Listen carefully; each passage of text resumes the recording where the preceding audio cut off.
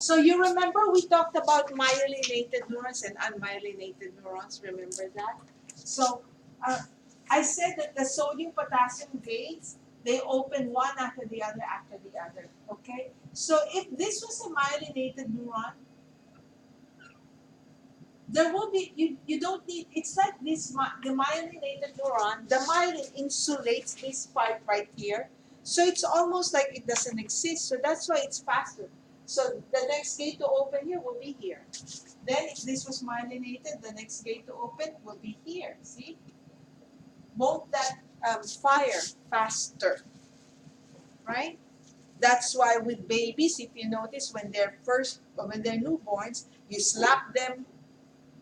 No, what's the proper term?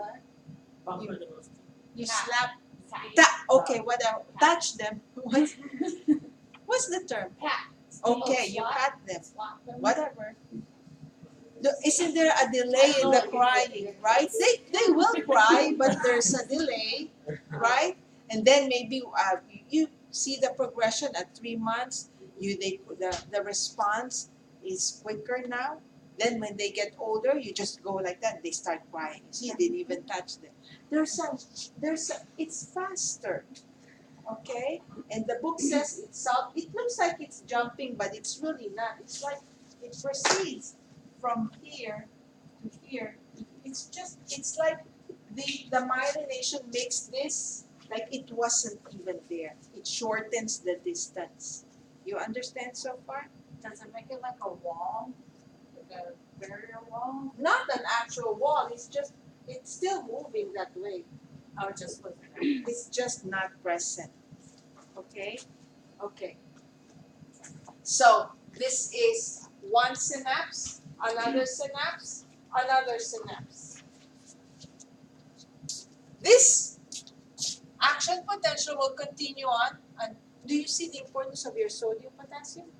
Very important, your electrolytes, right? That's why sometimes when we wake up or we don't feel, we just don't feel okay or feel off, you drink something, you're okay. It's just a matter of electrolytes, maybe.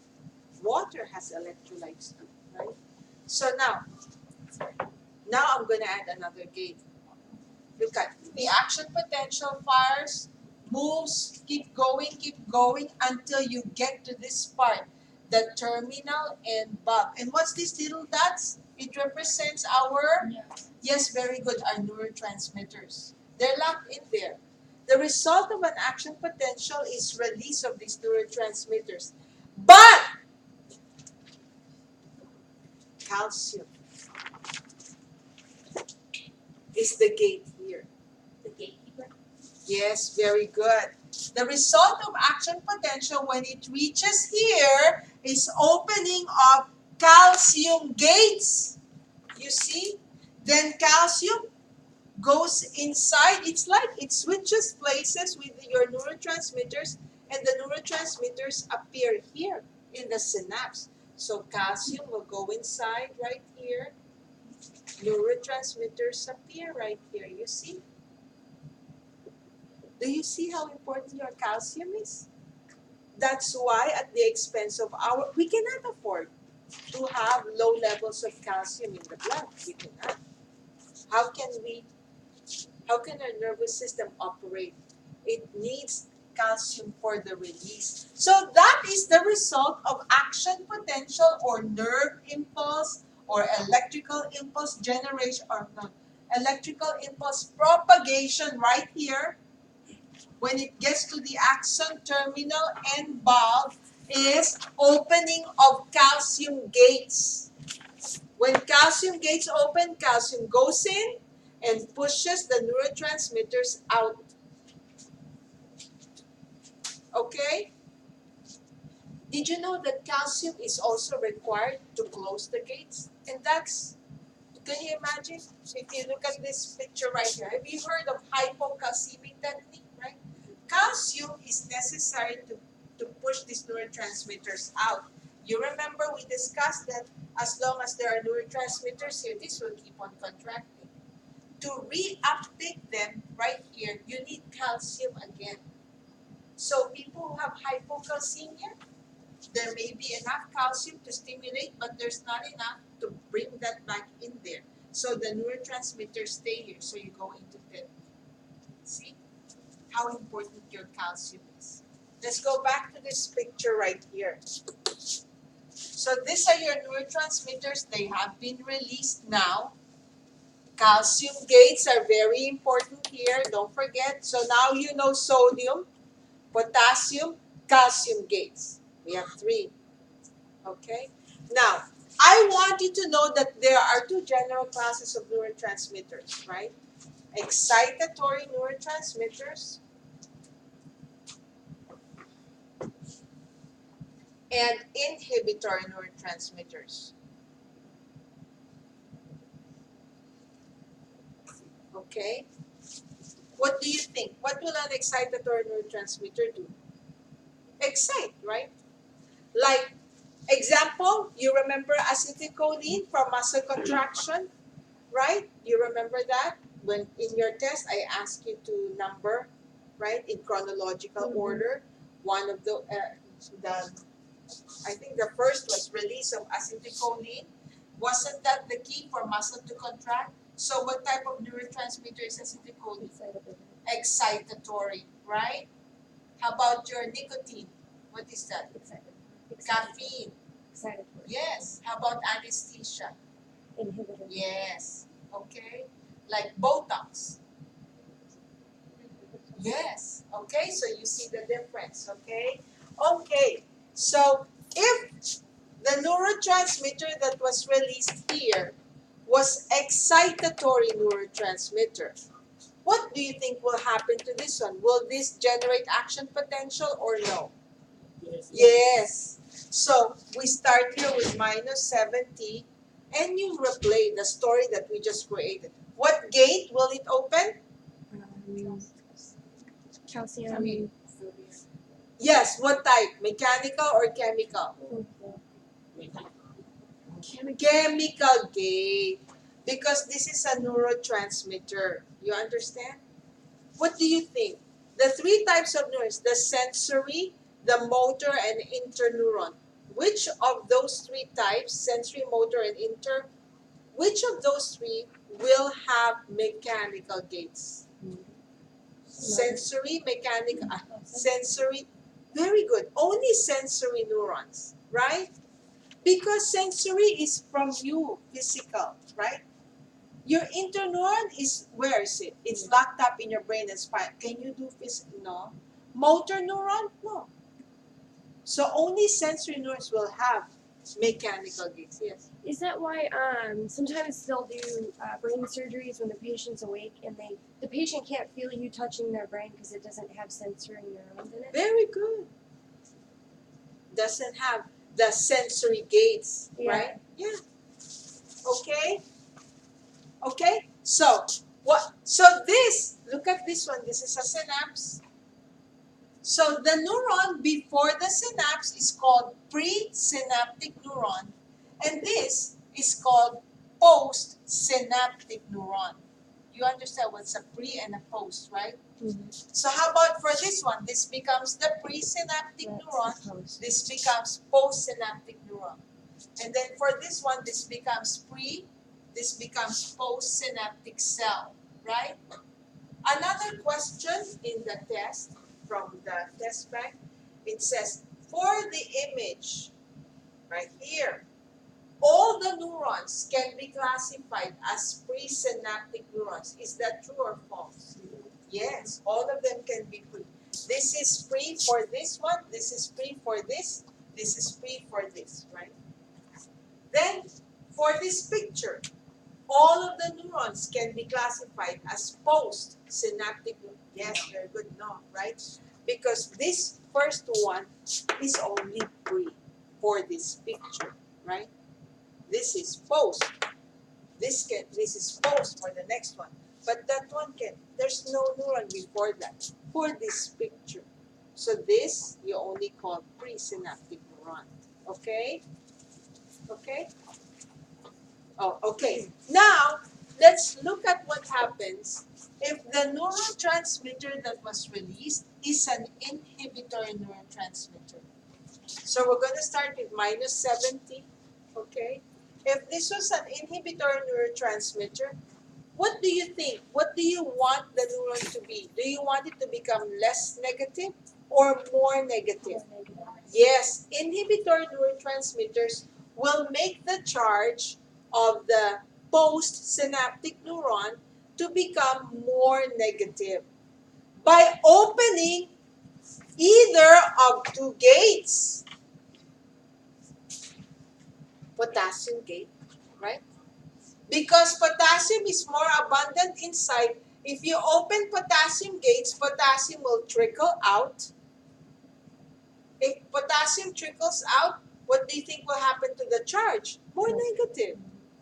So you will inhibit this from generating action potential, right? There's another gate that can open with inhibitory neurotransmitters, chloride. Because we know that wherever there's sodium, there's chloride. They're partners. So chloride is the most abundant cation outside of any cell. So when chloride gates open, what will be the tendency? Move from out to in, right? Move from here to there. So you're adding more negative, right? You're going to make this maybe minus 80. Will this fire? No. So what happens to the neuron? From an inhibitory neurotransmitter, you hyperpolarized it.